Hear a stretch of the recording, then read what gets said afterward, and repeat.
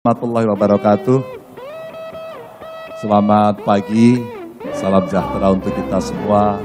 Namo Swastiastu, Namo Buddhaya, Rahayu. Kalau saya bicara di depan teman-teman wali kota, agak tidak terlalu banyak yang saya ceritakan. Karena wajah-wajah yang hadir di sini hampir setiap hari saya ikuti aktivitasnya di kota masing-masing. Dan rasa-rasanya masing-masing punya inovasi yang dahsyat, punya kepemimpinan yang sangat kuat, dan bagaimana kota di Indonesia kemudian berubah dengan begitu cepat. Maka izinkan, saya tidak bermaksud menggurui, hanya sharing session saja, sebagai orang yang tidak pernah menjadi wali kota. Tapi sebagai orang yang sama-sama menjabat sebagai kepala daerah. Dan tentu saja catatan saya di tempat Bapak Ibu, ya pasti so-so saja lah. Hanya Kang Bima tadi sampaikan, kita menghadapi tantangan yang tidak enak. Situasi yang tidak nyaman. Karena disrupsi terjadi di dunia, geopolitik berubah, dan kita harus menempatkan diri pada posisi yang tepat. Maka sesuatu yang bisa menjadi data sains untuk pengambilan keputusan, hari ini menjadi begitu penting. Saya mengapresiasi teman-teman di Apeksi yang tadi acaranya kita lihat di video, melibatkan anak muda, mengajak mereka untuk memahami situasi dan bagaimana mereka mau terlibat dan berkontribusi agar tidak apolitis. Karena hampir setiap denyut nadi kehidupan kita sebenarnya politik. Sebenarnya politik. Hanya orang kadang tidak percaya saja bahwa itu terjadi. Bapak Ibu, saya agak kesulitan tema apa yang kemudian Kang Bima berikan kepada saya, Pak Dhani. Lalu saya coba cari bagaimana inovasi desentralisasi otonomi. Saya ambil cerita yang di Jawa Tengah. Di tempat lain saya nggak berani cerita. Karena di luar Jawa Tengah saya lihat jauh lebih hebat. Kami selalu belajar aja di tempat yang lain. Maka next, kalau kita melihat next, saya mencoba yang ini visi misi sebenarnya jamak karena kita semua waktu mau pilkada suruh buat ini. Maka disitulah lokalitas masuk. Maka disitulah prioritas masuk. Maka disitulah segala pemikiran yang mau kita wujudkan masuk. Pasti ada dong. Pasti ada lah. Mimpi dari prioritas yang akan disampaikan, ditawarkan kepada masyarakat. Sehingga segala kompleksitasnya pasti akan tetap ada. Tapi waktu saya mau running pertama menjadi gubernur, Bapak Ibu sekalian, saya tanya masyarakat Jawa Tengah, apa problem yang ada di Jawa Tengah menurut Anda hari ini? Apa Bapak Ibu? Yang pertama korupsi. Yang kedua janji politik yang biasanya tidak ditepati. Tidak ditepati itu kalau tidak mencapai target bukan tidak ditepati. Tapi kalau sudah janji kemudian dia tidak eksekusi, apalagi dalam perencanaan pembangunan sampai menjadi program, itu bohong. Dua inilah yang kemudian waktu itu kami coba kombinasikan bagaimana pemerintahan bersih yang tidak korupsi. Yang kedua bagaimana kemudian janji politik itu dipenuhi. Maka dalam bahasa Jawa kita sampaikan, mboten korupsi, mboten ngapusi, tidak korupsi, tidak menipu. Karena rakyat biasanya begitu. Nah, dari cerita inilah visi misi kemudian dibikin dan berjalanlah otonomi daerah dengan sangat luar biasa. Jadi Pak Dhani tadi membacakan CV, saya pernah di DPR di Komisi Pertanian, tapi saya juga pernah di Komisi Politik, di Komisi 2, dan kita bicara otonomi daerah.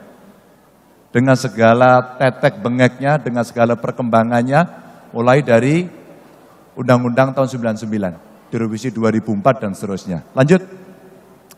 Maka kalau kita melihat Bapak Ibu, mudah-mudahan kebaca tulisannya, next. Operatornya di mana ya? Ya, next. Next itu lanjut ya.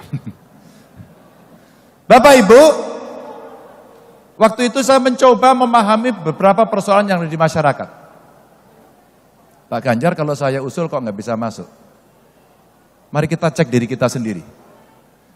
Kita kepala daerah kalau dikritik marah atau terima?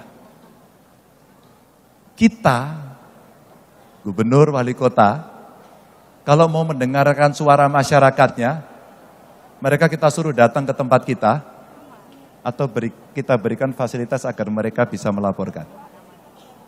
Dua, ketika mereka melaporkan kelakuan kita punya pilihan.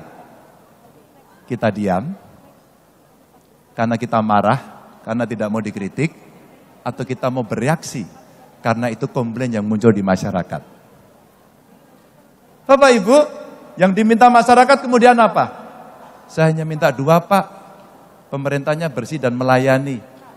Melayani ternyata mereka pengen diterjemahkan dalam bentuk satu transparansi, yang kedua adalah akuntabilitas.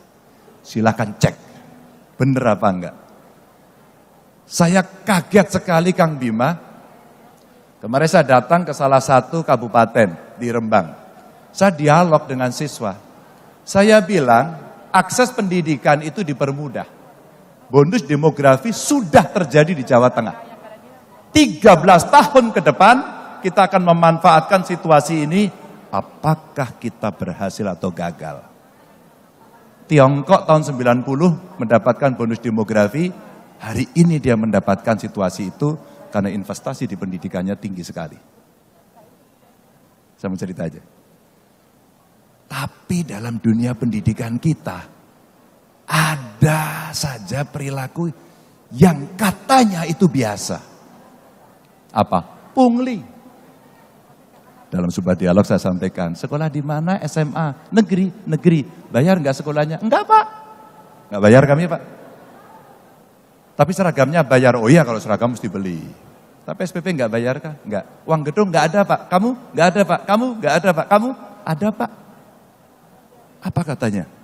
Uang gedung, Pak. Oh, jangan ngomong. SMA SMK udah saya bebasin loh. 800 miliar saya berikan agar kalian sekolah enggak usah bayar. Bapak Ibu, bertahun-tahun keputusan ini kita berikan, apakah kemudian kawan-kawan kita melakukan itu? Jawabannya, tidak semua. Dan anak ini bercerita dengan apa adanya. Pak, setiap kenaikan kelas kami dipungut. Loh kan nggak boleh ada pungutan. Ini bukan pungutan, Pak, maaf saya koreksi. Infak. Bapak Ibu, penyakit korupsi kita ada di situ. Kita serius apa enggak? Akhirnya dengan perjalanan saya sampaikan, Bapak Ibu tenang saja, saya pastikan duitnya harus kembali. Dan rasa-rasanya kepala sekolahnya akan bermasalah dengan gubernur. Kemudian rekaman itu ada di-upload di IG saya, sama staf saya. Saya tidak menduga sampai dengan kemarin sore 7 juta yang nonton. 7 juta yang nonton dan mereka menumpahkan segala kekesalan dan menyampaikan, Pak di SD ini terjadi, Pak di SMP ini terjadi. Bapak Ibu, publik masyarakat mau itu. Mana kira-kira janji politik kita yang akan kita berikan pada saat kita kampanye kepada mereka? Simpel sekali. Biasanya rata-rata problem itu muncul karena dari kita sendiri. Kolusi kita bangun sendiri, korupsi dikreasi sendiri, dan kita membangun kekuatan imperium kekuasaan itu mendapatkan uang. Maaf dengan segala hormat harus saya sampaikan. Maka ketika transparansi dan akuntabilitas itu ada, satu-satunya yang bisa kita lakukan adalah memberikan informasi yang benar dan terbuka. Itulah masuk Government Resources Management System. Baru mulai e-planning sampai e-delivery sampai tata usahanya kita digitalisasi dan alhamdulillah pada saat itu hampir 2 triliun anggaran bisa kita hemat karena harga penentuan sendiri kita itu rata-rata punya perbedaan meskipun tidak terlalu tinggi.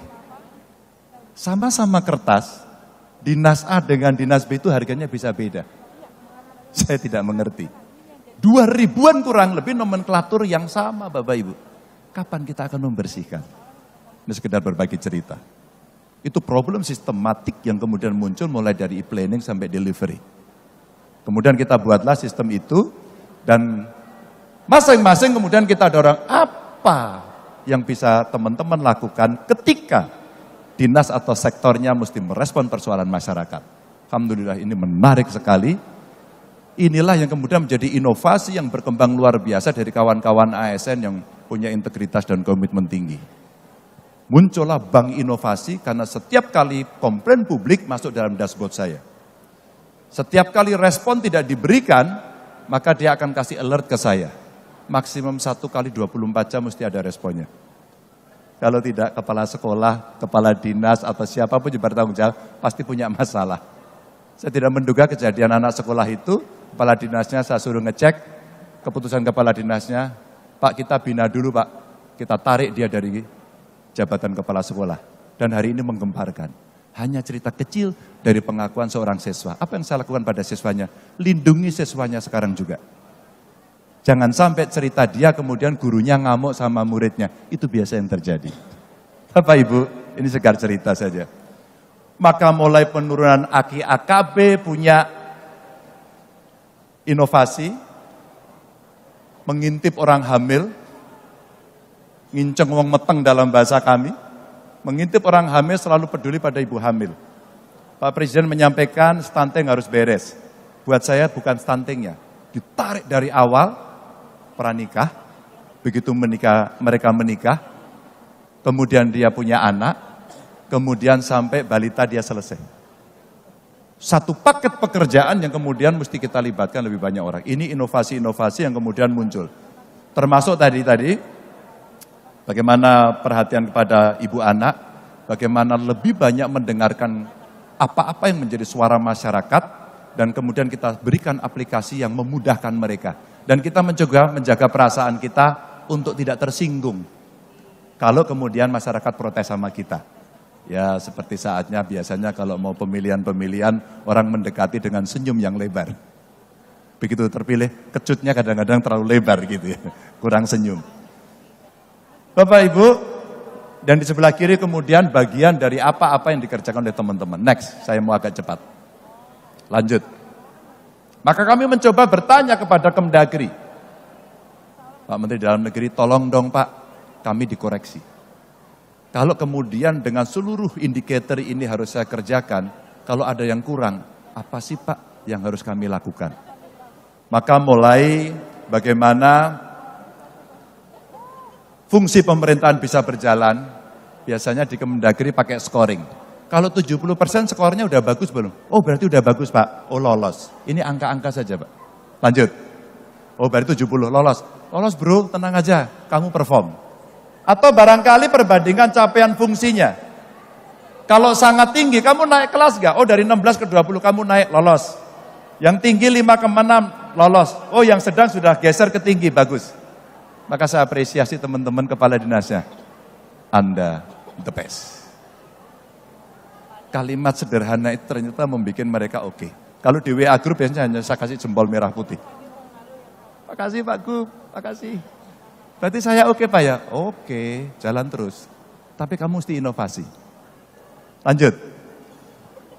Lalu ada progres perbaikan kinerja fungsi pemerintahan, lalu kita bandingkan dari tahun ke tahun, tapi yang menilai orang lain. Kalau yang menilai kita narsis. Narsismenya kemudian boleh ditampilkan, tapi Anda akan berhadapan dengan masyarakat. Apa itu? Medsos. Maka saya wajibkan seluruh OPD saya punya medsos dan centang biru. Semua punya medsos dan centang biru. Ini kebetulan salah satu dinas saya, OPD saya lagi kita tugasin jadi wali kota di Salatiga. Ya, ini dari salah satu kepala dinasnya. Maka saya pesankan, silakan kemudian pengalaman baiknya diterapkan di situ. Terbuka, transparan, kemudian komplain handlingnya cepat. Maka ukuran angka-angka dari progres ini menunjukkan hari ini capaianmu berapa, tahun berikutnya berapa, kemudian diperbandingkan, kamu sedang dinilai oleh Kemdagri. Cerita suksesnya kelihatan, tapi ada cerita tidak suksesnya. Maka saya sampaikan next, dari angka-angka kemudian ditampilkan, kata Kemdagri, oke, hampir semua kinerja fungsi pemerintahan tidak mengalami perubahan, semua pada top level sesuai dengan target. Berarti kamu beres. Tapi ada kinerja fungsi yang perlu perbaikan, mulailah gambarnya kelihatan yang di sebelah kanan. Mulai kita cerita penanaman modal, oh ya Pak, begitu COVID kemarin kurang, oke. Maka targetmu sekarang mesti kamu tingkatkan, karena sekarang sudah tidak ada yang pakai masker lagi. Apa artinya nggak boleh ada alasan lagi. Investasi kemudian mesti didorong tidak hanya mempermudah izin, tapi menjemput pasar. Tidak lagi pada pasar dalam negeri, tapi masuk luar negeri. Maka kepala dinas saya, Bapak Ibu, saya kasih nomor telepon para duta besar, dan kita biasakan mereka untuk berkomunikasi langsung dengan para duta besar. Sehingga pasar-pasar tradisional mulai kita tinggalkan. Apa itu pasar tradisional? Biasanya kita ke Amerika, kita ke Eropa, kita ke Tiongkok. Kenapa kita tidak ke Afrika? Kenapa kita tidak membuat satu kreasi investasi kerjasama dengan sana? Ini yang kemudian komunikasi kita lakukan, dan kemudian capaian-capaian yang masih bolong itulah yang menjadi tugas mereka. Maka achievement motivation-nya diukur dari indikasi ini. Lanjut.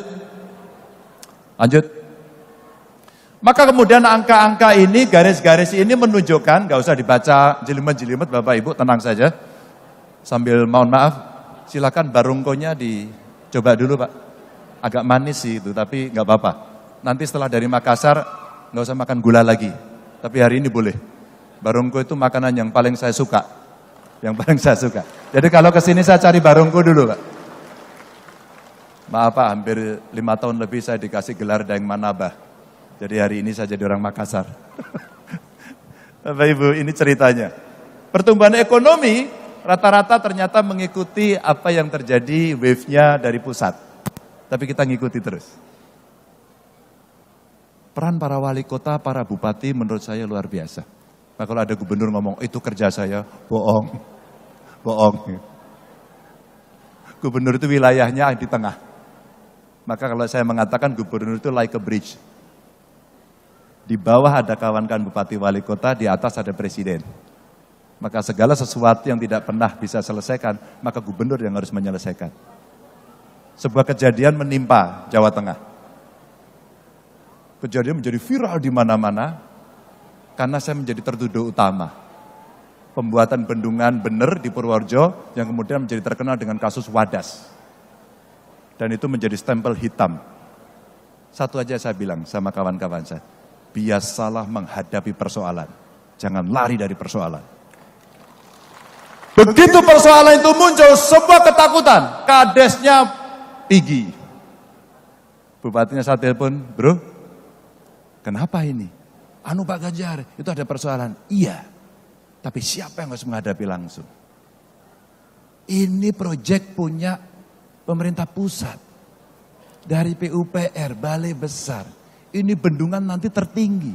Ini akan menyelesaikan satu pengendalian banjir, 2 suplai air, dan kemudian derivat turunan dari proyek itu. Nilainya gede banget dan sudah belasan tahun tidak pernah bisa berhasil. Dan kita lobbynya sudah setengah mati untuk bisa mendapatkan ini. Kenapa kita tidak bisa bertugas? Tentu ada yang pro, ada yang kontra. Tapi begitu tindakan agak represif muncul, videonya muncul, satu pun tidak ada yang terbiasa mengatakan, siap. Saya salah dan saya bertanggung jawab. Tidak ada Bapak Ibu. Ketika itu tidak ada, maka saya sampaikan, saya datang ke lokasi, saya sampaikan. 1, saya penanggung jawabnya. 2, ini saya bereskan. 3, yang ditahan saya minta keluar. 4, saya akan mendatangi orangnya. Hari ini saya masih dibully, tapi seluruh informasi tidak terbagi dengan baik. Maka saya sampaikan kepada mereka, Mas Ganjar gimana kasus Wadas? Ketua kelompok penolaknya sudah menerima dan mendapatkan ganti untung 11 miliar. 11 miliar. Saya komunikasi sama Pak Presiden, Pak Jokowi. Udah Pak Gub, silahkan diteruskan. Izin Pak. Skim ganti ruginya ini bagus banget Pak. Itu akan memudahkan kami untuk berbicara dengan mereka. Dan sekarang 100%. Semua sudah diukur lahannya, 100%. Bapak Ibu, sebenarnya cerita-cerita dalam konteks pemulihan ekonomi ini mesti dilakukan. Saya konsultasi, ngobrol sama Pak Presiden cukup lama dan berkali-kali. Saya mendapatkan briefing pada tanggal 21 April itu kira-kira 50 menit. Karena menjelang hari Lebaran esok paginya, saya terbang dari Jakarta ke sana menemani beliau sendirian. Selama 50 menit itulah Pak Presiden menyampaikan kepada saya bagaimana situasi global tidak baik, bagaimana infrastruktur mesti cepat dikerjakan, dan bagaimana peran kepala daerah harus melakukan itu dengan cepat. Saya merasakan, iya, ini tanggung jawab kita ya. Maka kalau kemudian kita mau mengejar grafik ekonomi ini, rasanya kawan-kawan kepala daerah, wali kota hari ini bertemu, udah betul. Teman-teman punya kesamaan frekuensi, teman-teman bisa sharing pengalaman, dan kemudian kita maju bareng-bareng. Lanjut, ekonomi, kesejahteraan dan kualitas SDM setelah pandemi, terus terang saja, ini masih meninggalkan PR yang masih besar, stunting, pengangguran, kita mesti melakukan atau membuat job creation, melibatkan anak muda, tadi saya lihat dari teman-teman wali kota, itu keren banget. Dan anak muda hari ini butuh kreatif hub lebih banyak. Bapak Ibu silakan. Silakan. Anak muda butuh ruang-ruang kreatif dengan dukungan infrastruktur IT yang bagus. Untuk seni yang hebat. Saya kemarin ketemu dengan Putri Aryani. Saya kagum betul sama anak ini. Talentanya luar biasa. Ada berapa Putri Aryani di Indonesia yang bisa menggemarkan America's Got Talent dan mendapatkan Golden Buzzer di sana? Ada berapa? Kalau kita punya 10 saja, Bapak Ibu, sudah menggoncangkan dunia dari sisi seni. Belum dari sisi olahraga. Nanti yang science lah, silakan. Tapi PR-PR ini Bapak Ibu mesti kita dorong karena bonus demografi 13 tahun sekali. 13 tahun mesti kita bereskan. Kalau enggak, gagal kita. Gagal kita. Ini kita mesti sangat serius. Maka rasanya kita lebih pada skill, expertise, keahlian, atau pada ijazah.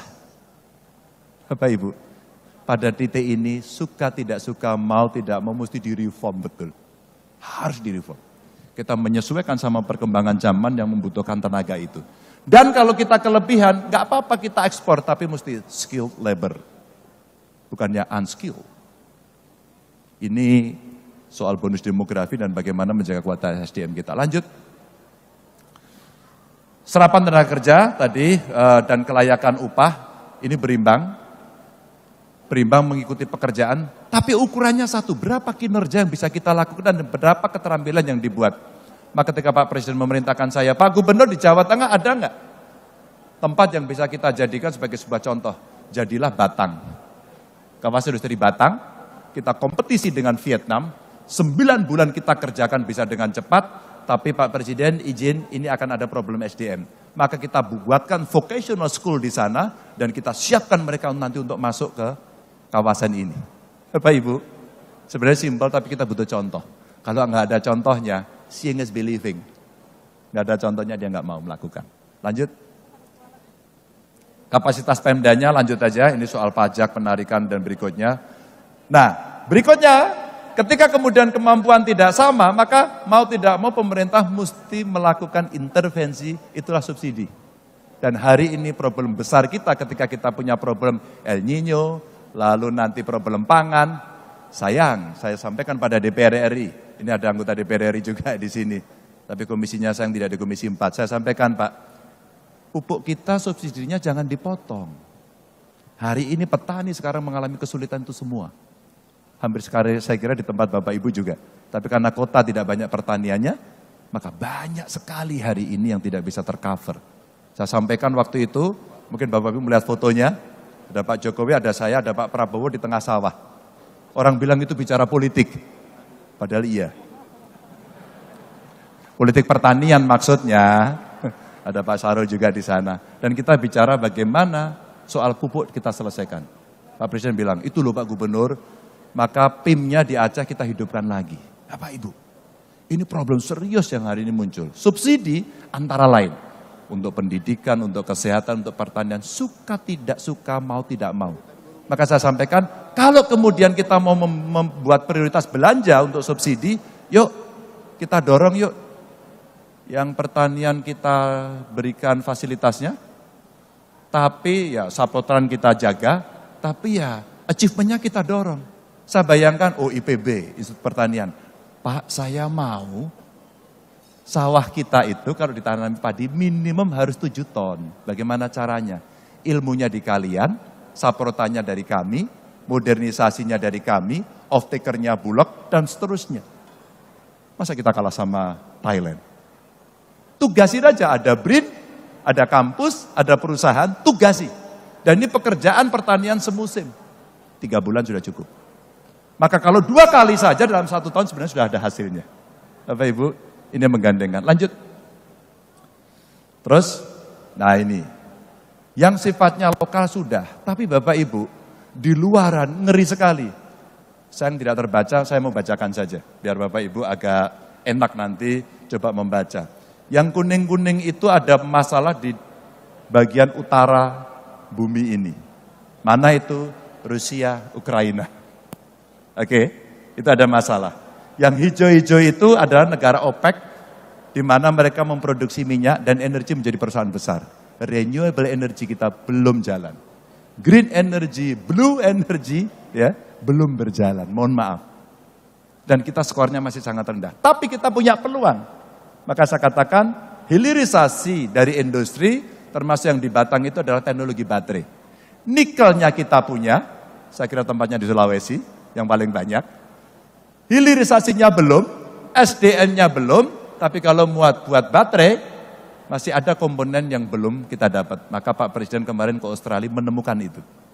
Kalau ini bisa join, sebenarnya kita akan punya energi alternatif dan kita bisa menjadi juara dunia. Maka saya senang waktu Pak Presiden bicara begini. Pak, kita kan kalah di WTO, kita lawan. Mantap. Kita lawan. Kita banding, tapi hilirisasi mesti dibereskan hari ini.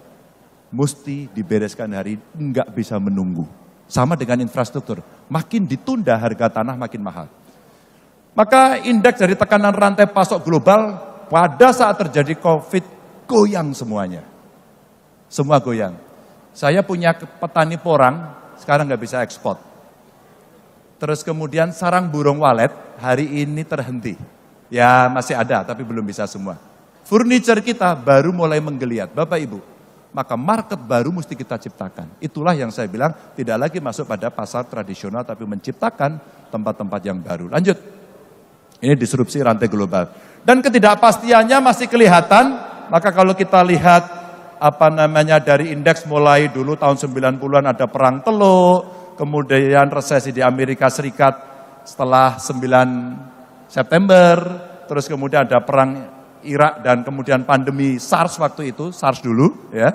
Lalu ada krisis financial global, terus kemudian ada polemik fiskal di Amerika dan krisis utang pada saat itu di Eropa. Ini grafiknya nggak karu-karuan. Nah puncak yang tertinggi kemarin negosiasi perdamaian perang dagang Amerika Serikat dan Tiongkok. Kita sebenarnya pernah mendapatkan keuntungan. Ketika Amerika tidak mau membeli produk Tiongkok, dan Tiongkok tidak mau membeli produk Indonesia, Tiongkok beli produk Indonesia dan Amerika beli produk Indonesia. Momentum yang sebenarnya bisa kita ambil. Maka itulah peran para diplomat kita, para duta besar kita untuk kita tugaskan dalam fungsi ekonomi. Dan kontestasi geoekonomi inilah yang hari ini Bapak Ibu kita ditugaskan. Kepala daerah harus mikir itu enggak? Ya iyalah. Maka kita dalam satu rantai pemerintahan level pusat, provinsi, kabupaten, kota ini memang harus ada satu yang kita mendapatkan well informed dengan data yang presisi. Ya. Dan Indonesia harus melakukan terobosan, nggak bisa enggak. Maka saya senang kemarin yang sifatnya pasar-pasar baru diciptakan. Saya kira Pak Presiden kemarin cukup intens dengan Uni Emirat Arab umpama. Investasi juga gede-gede banget gitu kan. Di Tiongkok masih jalan, Amerika masih masuk. Dan kebetulan beberapa bulan terakhir saya ketemu dengan para tamu-tamu asing itu dan mereka menyampaikan luar biasa. Terakhir Korea. Ibu-ibu, penggemar drakor angkat tangan? Oke. Bapak-bapak, ibu-ibu penggemar K-pop angkat tangan? Penggemar Blackpink ada? Penggemar BTS? Ada para ARMY di sini? Blackpinknya udah ada nih. Blackpink. Pak tahu ARMY enggak, Pak? Tahu, Pak? Enggak ya? Cucunya tahu, Pak, pasti. Sampai kemudian kami punya kerjasama dengan pemerintah Provinsi Chungcheong Bungdo, kemarin dari Chungcheong Bungdo datang, dan mereka lagi menyampaikan, kami sedang membuat sekolah musik K-pop, dan membuka seluruh dunia. Luar biasa. Dan setelah itu keponakan saya, ya, cucu-cucu kakak saya, semua sekarang pinter makan dan bisa menikmati rasanya kimchi, yang sangat asem itu. Hanya karena lagu K-pop. Hanya karena dia nonton drakor. Bahkan sekarang gadis-gadis remaja atau remaja putri skincare-nya maunya dari Korea Selatan. Bapak-bapak juga pakai skincare? Pakai ya Pak? Oh pakai, Bapak glowing kok. Next. Udah 30 menit ya? Oke, saya mau berhenti. Dan risiko global ini menjadi kerawanan Indonesia dan kemudian ada tren kenaikan suku bunga.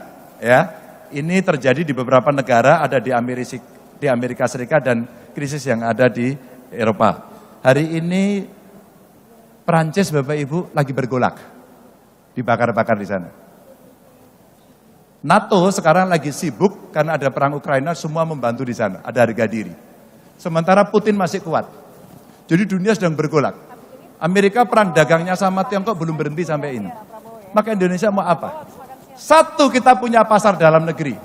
Dua, kita bisa memproduksi. Meskipun belum banyak dan kualitasnya belum bagus. Maka ini kesempatan sebenarnya yang bisa kita ambil untuk kita bisa memenuhi kebutuhan itu. Potential market kita ada di dalam negeri. Dengan melihat dunia yang berubah, ada ancaman perang cyber 2023, kita mesti hati-hati. Ada instabilitas politik menjelang transisi kekuasaan di beberapa negara. Ada juga peningkatan aktivitas senjata nuklir. Bahkan dalam konteks geopolitik, ini menarik. Di selatan ada AUKUS, Amerika, UK, dan Australia. Di utara ada Quad. Kalau tidak salah ada Jepang di sana, ada Amerika, ada India. Di timur ada bilateral, kerjasama pertahanan antara PNG dengan US. Di Timur Leste ada Tiongkok di sana. Dan Indonesia ada berada di tengahnya. Geopolitik dunia. Dan kemudian di AUKUS, di selatan, ada kerjasama pertahanan yang akan membuat kapal bertenaga nuklir. Bagaimana persiapan Indonesia? Bapak Ibu, ini dunia yang kemudian kalau terpantik, kita akan mengalami situasi yang tidak baik. Kita mesti siap pada soal itu. Berikutnya, maka optimisme di 2045 yang tadi Kang Bima sampaikan, Bapak Ibu ramalan yang menarik, lihat. Yang 2022 paling bawah, itu negara kita Bapak Ibu. Kalau kita bicara dari yang ada, maka studi dari Goldman Sachs di 2022 memproyeksikan Indonesia mencapai posisi 4. Maka lihat gambarnya dia naik. Maka kalau kita lihat Amerika 2050 turun, 2075 turun. Kita akan naik. Kita akan naik. Kenaikan itu momentumnya apa? Sekarang. 13 tahun ke depan, ketika kita punya bonus demografi dan ketika kita bisa mengerjakan sendiri. Fondasi yang kuat Pak Jokowi sudah lakukan. Tinggal siapa yang akan membereskan kelak. Ada banyak negara yang drop, Jepang akan turun posisinya dari ranking 3, diprediksi ke-6, bahkan diprediksi ke-12. Negara maju. Perubahan global kira-kira sudah diramalkan oleh mereka yang memang punya expert di situ. Lanjut. Maka ini yang mesti kita dorong. Dan sektor-sektor unggul, mulai demokrasi dan demokratisasi yang kita makin baik. Makasih Kang Bima. Pesan politiknya dapat. Tentu saya hadir sebagai gubernur di sini.